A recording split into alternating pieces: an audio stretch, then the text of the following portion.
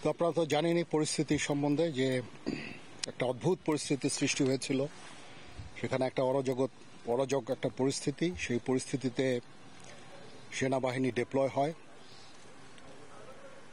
5 তারিখ এবং তার পরবর্তী সময়টা আরো একটু ভিন্ন, যেখানে অনেক ধরনের অরাজক পরিস্থিতির সৃষ্টি হয়েছে। বিভিন্ন জায়গায় লুটপাট হয়েছে, অগ্নিসংযোগ হয়েছে। তো সেই পরিপ্রেক্ষিতে সেনাবাহিনী কাজ করে যাচ্ছে। পুলিশ ফোর্সের উপরে আক্রমণ হয়েছে, তাদের পুলিশ ফোর্সের সংখ্যা 2 লক্ষ। তো এই একটা বড় সংখ্যক পুলিশ ফোর্স যখন ইনঅ্যাক্টিভ ছিল, তখন এটাকে এই ভয়েডটা কভার করা সেনাবাহিনীর জন্য দুরূহ হয়ে গেছিল।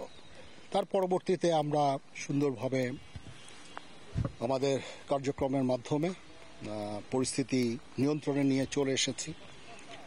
এখন আমরা চেষ্টা করছি পুলিশ ফোর্সকে বিভিন্ন থানায় তাদেরকে আবার কর্মক্ষম কার্যক্রম করে গড়ে তোলা, পুলিশ যেন আবার অ্যাক্টিভ হয়, এটার জন্য আমরা প্রোটেকশন দিচ্ছি তাদেরকে, এবং তারা কার্যক্রম শুরু করেছে। আমি যেই স্ট্যাটিস্টিক্স আজকে পেলাম এখানে খুলনা ডিভিশনে, এটা অত্যন্ত আশাব্যঞ্জক এবং অলমোস্ট নর্মাল। আপনি বলতে পারেন যে নর্মাল, এমনকি আমি তো বলবো যে স্বাভাবিক সময় যে সমস্ত অপরাধ সংগঠিত হয় এখন সেটাও হচ্ছে না।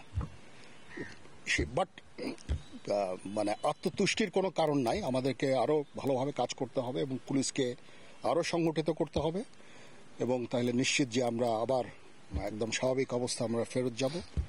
সেই দিকেই আমরা কাজ করে যাচ্ছি, আমরা দিনরাত কাজ করে যাচ্ছি। আমার সেনাবাহিনী সমস্ত ডিভিশনগুলো ডিপ্লয় আছে বাংলাদেশের বিভিন্ন জায়গায়, এবং আমরা ইনশাআল্লাহ খুব শীঘ্রই একেবারে পরিস্থিতি স্বাভাবিক হয়ে যাবে, এবং পুলিশ ফোর্স যখন আবার সুন্দরভাবে তাদের কার্যক্রম শুরু করবে তখন আমরা সেনানিবাসে ফেরত যাব।